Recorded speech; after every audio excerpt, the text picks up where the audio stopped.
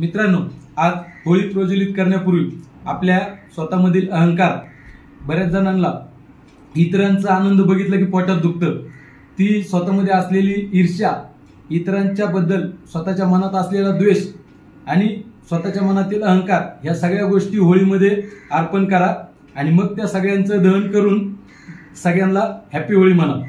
आपण फक्त वरच्या मनातून हॅपी होळी म्हणतो, परंतु आज समाजात प्रत्येक जण आपण बघतोय, स्टेटसमध्ये म्हणा, सोशल मीडियात म्हणा, प्रत्येक जण स्टेटस ठेवत असतो।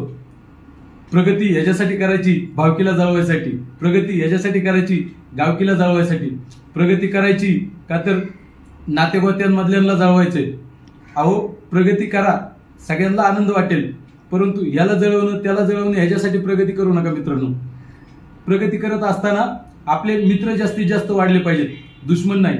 आणि आजकाल सोशल मीडियाच्या अतिवापरामुळे विनाकारण दुश्मनी निर्माण होत चालली आहे मित्रांनो, नातेगोत्यांमध्ये तिरस्कार निर्माण होत चाललाय। त्यामुळे जसं मी सुरुवातीला म्हटलं की होळी पेटवण्या अगोदर आपल्यातील अहंकार, ईर्ष्या, इतरांच्या बद्दल आपल्या मनात असलेला द्वेष, या सगळ्या गोष्टी होळीमध्ये अर्पण करा आणि त्यांचं दहन करा। आपणा सर्वांना होळीच्या खूप खूप शुभेच्छा। हॅपी होळी।